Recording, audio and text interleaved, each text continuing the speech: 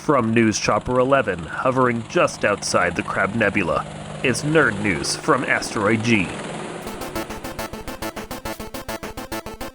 You're listening to Not So Live from Asteroid G. I'm Mike Finkelstein. With me, as always, is... Josh Mountain Dew Schaefer. Are you corporately sponsored now? I'm hoping so. And the evil Queen Bee. Evil for any particular reason? Well, yeah, we'll get to it. Okay, that's fine. This week we are doing nerd news, and I think, honestly, for once, we finally get to do a nerd news where we don't talk politics.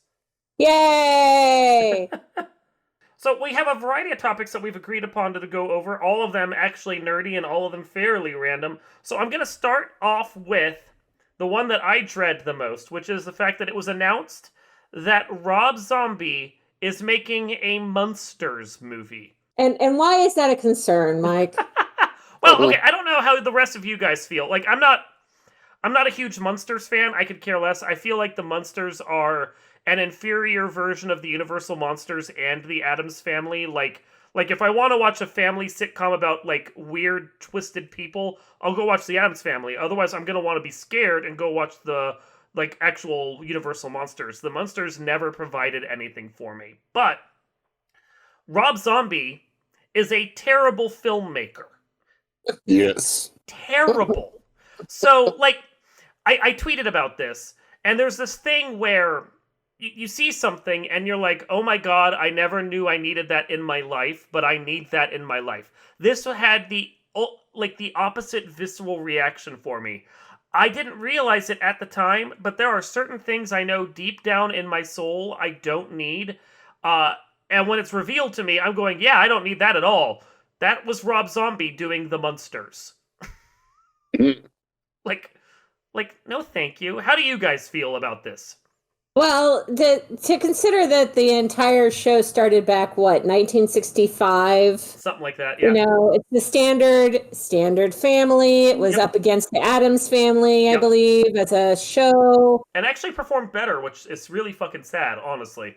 And the fact that they keep trying to reboot it, I mean, they tried to reboot it in 1981, they did in 1995, Here Come the Munsters, 1996, they had Scary Little Christmas. Which wasn't scary.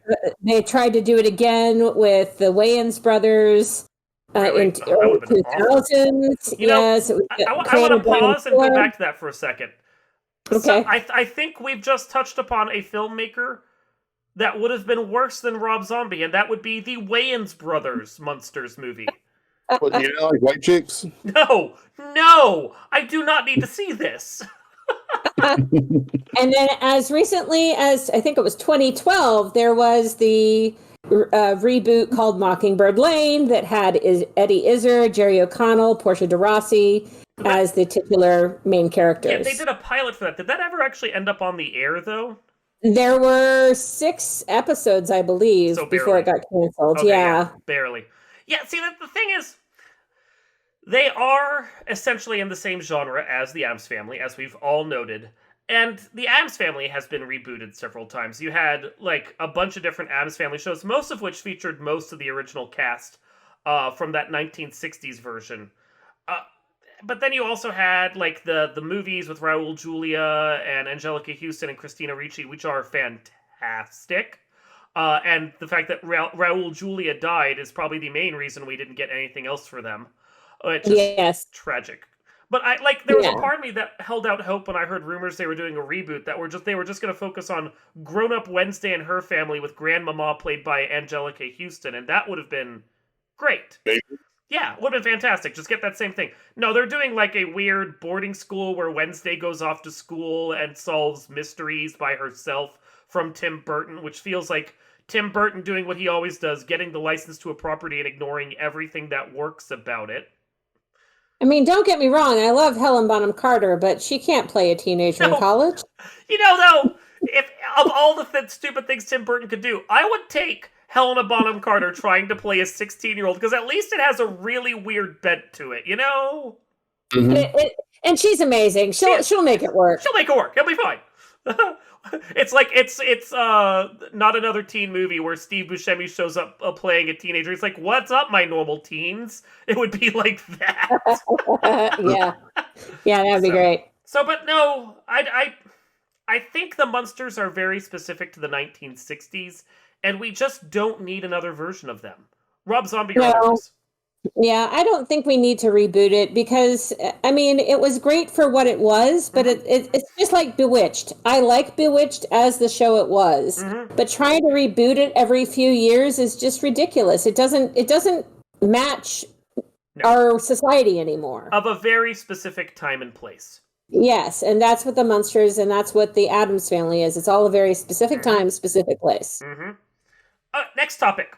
Rise of Skywalker. I think the Star Wars movie, we all can agree, somehow managed to make the prequel movies seem better by comparison. Is for some reason getting its own comic that will basically be a retelling of it with deleted scenes that flesh out the story even more. The one comment I have is, if they don't flesh out the story to the point where the Emperor is no longer involved in the story, I'm not in for this. You're probably right. Yeah. Okay. Josh? I honestly don't care about the Rise of Skywalker storyline anymore. No, right? Like, I don't care about Like, the first movie of the sequel trilogy, number 7. Like, it was the standard J.J. Abrams retread, but it got me hopeful with Episode 8 because I liked the fact that it didn't feel like a normal Star Wars movie. It had its flaws, but it had me hopeful. But the Rise of Skywalker was such a turd of a film that the entire sequel trilogy is basically just this thing that happened that I'm never going to watch again. yeah, I honestly can't imagine what they could add to the story to make it better. To make it anything worth reading. Yeah, No, I get you. Speaking of Star Wars, though, however, we did have the new Star Wars cartoon start up on Disney couple or 3 weeks back, The Bad Batch. I don't know if either of you had a chance to watch that. watched the first episode. It was good from what I saw. It's okay. I hear the most recent episode's actually pretty decent, but I will say that the last couple or so weeks have been kind of filler. It's that thing where, a show has a pilot and then the next few episodes are just basically a retread of the pilot. Go to this planet, run this mission. Yeah. Go to this planet, run this mission. Do that 4 or 5 times, and then once they've gotten people used to the formula, then they can start playing with the formula. When it's on streaming series like this, I wish they wouldn't do that, because most people are just going to wait until most of the episodes are out to watch a show. So we don't need 6 episodes of the pilot. Like, just give us the damn story already. We're not interested in just watching you guys faff around the galaxy for 6 episodes. Yeah, I would agree. I liked the Bad Batch. I know we haven't actually seen a whole lot of them, but I liked the characters that they were creating in the previous, Clone Wars. in Clone Wars. You know it was coming. Is basically what I'm saying. Yeah. I think it's interesting that we're finally getting to explore this specific period after the Empire just takes over, because that's something that Star Wars hasn't really gone into detail on. Now, I think, Josh, I know you're kind of in agreement with me. I kind of feel like we need a new era to explore, because we've seen so much of the Republic to Empire to New Republic to First Order to whatever Second Republic we're getting next.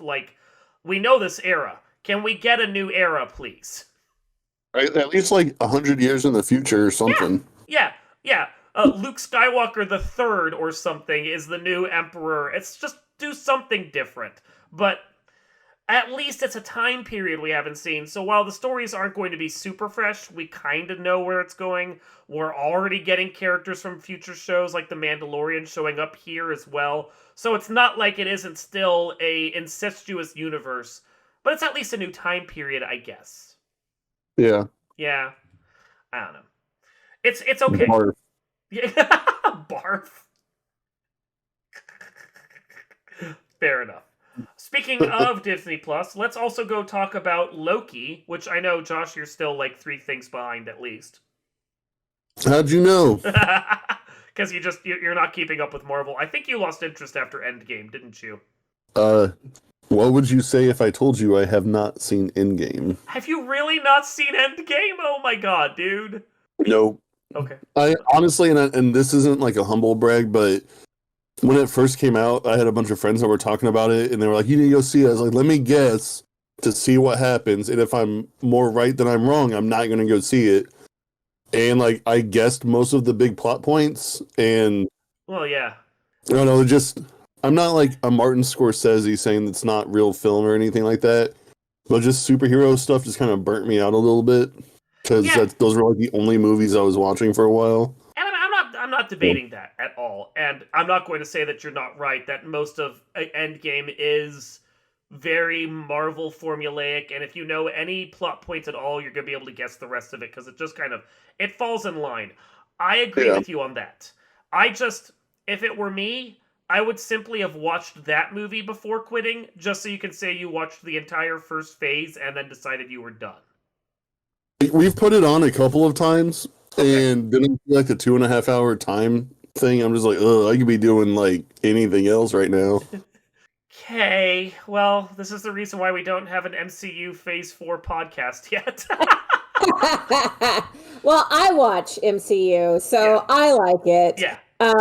And I'm excited for Loki because I'm a big Tom Hiddleston fan. So, but I haven't watched it yet. We just haven't had a chance to watch it yet. But I know that it's about time travel. I know that Owen Wilson is in it. Yeah. I know that it comes from the character from Endgame. Yep. That was pulled out, kind of thing. Yep. So I know that's where it kind of starts, and I'm just very excited for where it's going to go. It's really the first episode. Okay, so I liked WandaVision. I felt that was a fairly strong show. Falcon and Winter Soldier was weaker. It felt like I like the characters, but it felt very meandering, and like it had that Netflix syndrome where they had a really good core story that probably should have been like a movie in this particular instance because it was 6. Yeah, like, I would agree. Yeah, I think it would have made a really good movie. Yeah, unlike Netflix, it's like they give us 13 episodes and they only really needed 8. Here, it's like they had a movie's worth of storyline and they stretched out to 6 episodes. I'm not entirely certain even why, because this would have made a good movie, but it felt weak. The Loki, however, is the strongest start so far that they've had to any of their shows. It's a really good premiere, and it gives me a lot of hope for where it's going from there. I think in large part just because Hiddleston, as you said, fantastic actor, and he can carry anything. Yeah. So, yeah. Yes, he can carry anything, exactly. Yeah. Mm-hmm. And to be able to see where it goes is very exciting. Also, on the Marvel front, I will also mention that if you know Jamila Jamil, who was in Good Place. The Good Place, yeah, she has been cast as the bad guy in the She-Hulk film. So she's been cast as the villain. So that's going to be exciting. She-Hulk, and then I don't remember what his character's name is. Josh, you know Marvel better than I do, but apparently Hulk's son is going to be in She-Hulk as well. He has a son? He does have a son. They all have sons at this point. Wolverine has an entire brood. Oh yeah, he has lots of kids. Yeah, he does. That man gets around. So are you talking? You're talking the one who played Hulk? Which one? Ed Norton or? No, it's in Marvel Comics. Hulk has a son, and his son is going to be in the She-Hulk show. So it's going to be all the Hulks basically. Oh, it's like a whole Hulk family. Yep. We can Hulk out together. But hopefully not Hulk Hogan, because that guy is no. And I know we have like She-Hulk is coming out. Ms. Marvel is coming out, and they're doing casting rumors about that. The one I'm most excited for next is the What If show, because I really want to see Peggy Carter as Captain Britain. I actually am excited about that one. See, yeah, you'll watch that one, won't you? I will. I'm excited for that stuff. Mm-hmm. Is the Hulk's son going to actually be called Scar? If that's his name, then probably. Okay. Yeah, he was created through the Planet Hulk storyline, I think. Yeah, which they that dude. Yeah, they effectively did that during Thor Ragnarok, so it's entirely possible that because time worked differently on that planet that Hulk was on for a while, he managed to get some. He might have a son and doesn't even know it. That'd be interesting. Okay. So, yeah, I think it was he was the son of Hulk and Sierra? I don't know how the pronounce it. I don't care about the Hulk. I just know casting rumors said there was going to be a son. So, yeah. But I mean, on that front, there's casting rumors for Loki say there's at least 2 actors who haven't even had their characters announced yet. And the fan theories at this point are that we're going to see Old Man Loki and Lady Loki. So. Oh, nice. Yeah. Can Tom Hiddleston play both? Because that'll be amazing. No, they will probably have a female actress play Lady Loki. But the character themselves is gender fluid. So it's still Loki, whatever gender he's putting on. Right. Yeah. That's why I said, can't Tom Hiddleston play both? Why not? Sure. I think he'd have a ball doing it. So. I think he would be just as good as Goggins in a female role. On news of other streaming networks, I care. I don't know that you guys care. But they did just announce that the Castlevania series, which ended with the Trevor Belmont era just now after 4 seasons, is going to get a new series, technically, but season focusing on Richter Belmont and Maria Renard in the 1700s. So I'm excited for that. Which season is that? Really cool. I mean, it'll be technically a new series, quote unquote, because it'll have a new subtitle or something, but it would technically be season 5. Okay, so it's been announced that it's going to premiere next year? Season 5, 2022, July 2022, yeah. Yeah, a year and a half, because it takes them like 14 to 18 months to crank out one of these, and depending upon how many episodes, because it's animation, you know? So. Okay. But this is the rare Netflix show that actually technically is going past like 4 seasons or less, you know? They cancel everything. Yeah. They have a really good cast. Yeah, no, it's gory, but I really did, and I actually don't mind gore, but I really did like the Castlevania show, and not just because I'm a Castlevania fan. It's anime-ish, and I hate anime, Josh can attest. Yes. So the fact that I've watched through all of it should tell you how good the show is. So. Yeah, well, it has a really good cast. I mean, it has James Callis from Battlestar Galactica. It has Jamie Murray. She was in a handful of stuff, but most notably as Dr. Wells in Warehouse 13, and she also played the major character, one of the major characters in Defiance. So she's amazing. She plays Carmilla. Yeah. Oh. Yeah. Oh, the voice actors on that show are so good, and despite really good. It's wandered off from the video games, which it kind of has to, because the video games are very focused on heroes go to castle, fight in castle, and shows have to be beyond that. But despite the narrative liberties it's taken, it's been a really good run of 4 seasons. So, yeah. Yeah, they do say they don't know when the release date is. Most likely July of 2022, and the trailers will be coming in the near future. So teaser, I'm sure. Yeah, it'll be great. Yeah. I'll be happy. Yay! Very good, very good. Moving on, huh? Since we're in Netflix, go ahead. Next. Oh yeah, fair. That's a good way to transition to this. Thank you. The Witcher is apparently getting a convention. Yay! We call that Ren Fair for anybody else who doesn't understand what Witcher is. I look forward to the 500 different versions of Geralt wandering around and one Deadpool. Yeah, as I said, Renaissance Fair. Yeah, exactly. I mean, you can't stop a Deadpool from showing up at a convention. Which is great. I'll take it. Whatever. Josh, would you attend a WitcherCon? If Henry Cavill's there, I will. Really? You like Henry Cavill? Who doesn't? Have you seen him?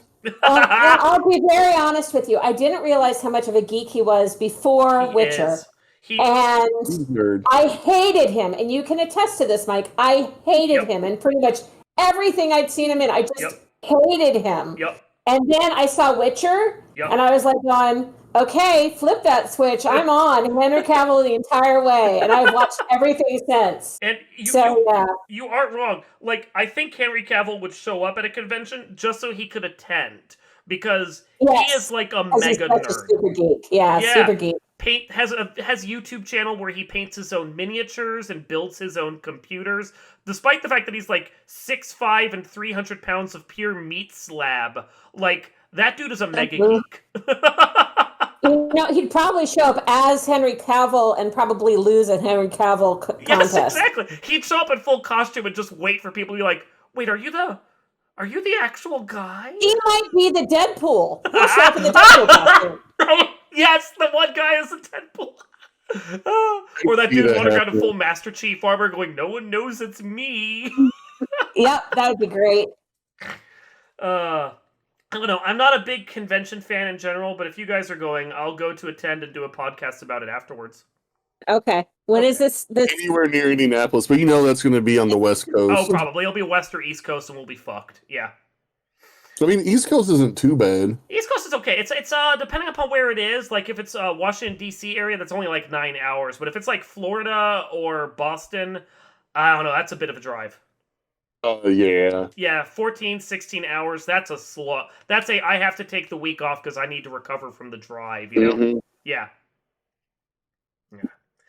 In other news, Teen Titans Go see Space Jam. Have you guys heard about this? No. I've heard about it, but I haven't. I mean, I think I watched all of Teen Titans because Ryan's Yeah. very much into Teen Titans. It's a great show. Teen Titans Go is a fantastic, stupid show. They did like Teen Titans Go versus Teen Titans. They're doing another special soon that's going to be Teen Titans Go versus the DC superhero girls, which could be great fun. I'll watch it because I like Teen Titans Go. But they are also doing what's essentially a MST3K plus interstitial storyline of Teen Titans Go meeting the aliens from Space Jam and then watching Space Jam. Jesus, that's a lot. I don't know if I could do that. I am not a fan of Space Jam, so Well, you're not and I'm not, because technically I'm just old enough that I didn't watch it. Like, I was just outside the generation that loves Space Jam. But Josh... I was in that generation, and I tried to rewatch it again, and I was left feeling that I was just a really dumb kid. Do you think you can do it if the Teen Titans Go are there with you? Yeah, obviously. So I have a feeling that's another thing we're going to be covering for the site before too long. Teen Titans Go, watch Space Jam. I think what we have to do, guys, is we gotta, like, when it comes out for release where we can buy it and watch it without commercials, we need to then watch it and do an MST3K of them MST3King Space Jam. Okay. If we do it as an MST3K, I will watch Space Jam. Watch through it, do a full hour and a half long or whatever podcast, and just do the whole thing in MST3K it. That's got to be our plan. Yep.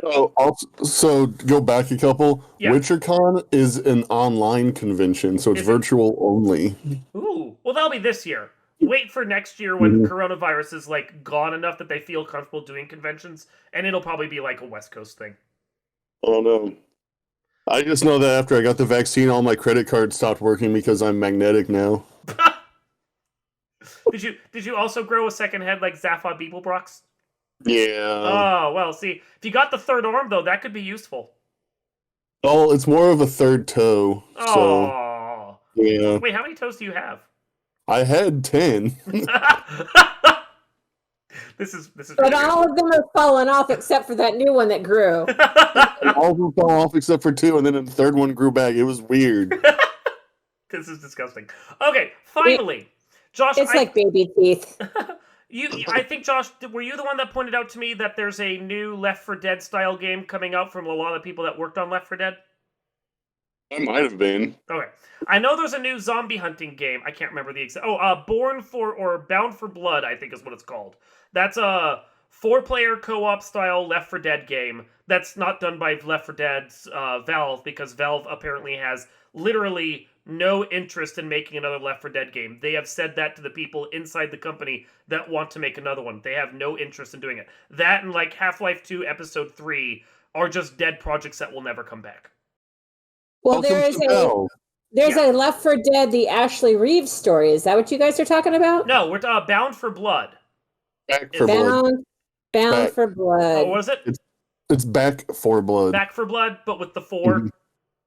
With a letter 4, the number 4. The letter 4, yes. Someone needs to watch Sesame Street. I was this morning. But then there's also another game, and this is one that I was just seeing.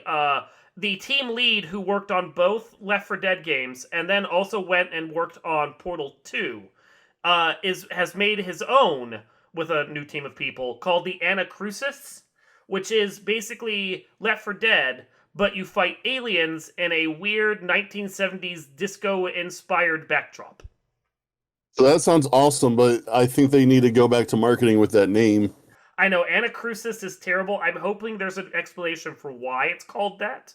But the things that this one is doing that the other ones, so far as I know, aren't, is that the difficulty, yes, can be scaled, but it's also the AI is going to pay attention to how you're playing and try to amp or de-amp based on how good you're playing. So if you regularly play well with the team of people you're on, when you start the game up the next time, it'll remember and try and give you a challenge. Oh, that's cool. That's not fair at all. Well, we all suck, so it'll constantly give us like baby bitch mode. So I don't think we have to worry about that. Okay, that's fine. Back 4 Blood is set out to release on October 12th, 2021 for the PC, PS4, PS5, Xbox One, and Xbox Series XS. Speaking of, I need to go back at some point and play those 2 Payday games. Yes, you do. I heard those were fun too and very Left 4 Dead style. Anyway, anyone got any other nerd news? What do we have? We have a hero. Oh. We have a hero coming. No, we don't have scabies. What? We have the Master of the Universe. Yes, Oh, yeah. Thank you for reminding me. So, She-Ra and the Princess of Power. Which is awesome. I couldn't get into it, but that's a topic for another day because that's a review right there. But it aired on Netflix for like 4 very quick seasons and then stopped. He-Man is now the next one they're picking up, but where She-Ra was a reboot, He-Man, as developed by Kevin Smith, is going to be a continuation of the original show. Now, it looks like it's better animated, has a fantastic voice cast, and looks like it's going to be very action-packed. And the trailer scored by I Need a Hero, or whatever the song is called. Yes, by Bonnie Bonnie Tyler. something. Bonnie Tyler. The trailer is ridiculously amazing in how stupidly 80s it is. Okay, so we have here are some people who are going to be voicing people within it. You have Sarah Michelle Gellar, you have Mark Hamill, you have Chris Wood. They all are heading the series. We have Gellar is doing Tila's voice. Hamill is set to play Skeletor, which is just worth the watch right there. Oh, I'm sure, yeah. You have Lena Headley, who's doing the voice of Evil Lynn. Hi. Which is why I'm Evil Queen Bee, because she's my nemesis. And then we have Liam Cunningham as the Man-at-Arms, with Griffin Newman as Orko, Steve Root as Cringer, Diedrich Bader as King Randor, and Alicia Silverstone as the Queen Marlena. So it sounds like a great voice cast and Alicia Silverstone. Yeah, just a lot of good people doing the... Kevin Smith. This is a prime opportunity for Josh and I to show on Kevin Smith yet again. So Kevin Smith, he is probably a good person to do this specific type of show. And I know I read an interview, he's like, I love the new She-Ra show. I am not the kind of person to make that kind of show out of He-Man. Which, credit to him, he knows his limits. The question is whether or not this is going to be, because it's a continuation of the original show, whether or not it's going to be at all fresh feeling. I'm expecting 3 episodes in, eventually He-Man's just going to run to the nearby convenience store and sit there and talk to Randall for like half an hour and nothing's going to happen. And I'm trying to decide whether or not that would be a good episode or not. It would be spelled Randall, though, with a dash in the middle, so. Hey, Josh, how do you feel about Venom and all of that? Okay. They exist in the world, I guess. They exist. Okay, just asking. Didn't know if you cared to hear, because that one's coming out soon too. Yeah, Venom, There Will Be Carnage, or Let There Be Carnage, or something. Let There Be Carnage, yeah, is coming out as well. Venom, But- Carnage I watch Nights. it just because it was different, but it was not a great movie. No, it's... Okay, if you shut your brain off in the way that you'd shut your brain off for something like, I don't know, Dude, Where's My Car, or Fast and the Furious, it was fun. But it's not good. Yeah. Yeah. And I only have a finite amount of time to watch movies, so like if it doesn't wow me, it's a bad movie. Yeah, and like the trailer for the upcoming Morbius movie looks great, but then at the same time, Jared Leto. Right. Yeah. Right. So, anything else we want to talk about? No, I think we hit on all the nerd news that we talked about previously. Cool. This has been Nerd News from Asteroid G. I am Mike. I had the power, and then I lost it. Finkelstein? I'm Josh. I took Mike's power, Schaefer. That's because you were drinking Mountain Dew, and I'm Queen Bee, evil or otherwise. And we will see you next time.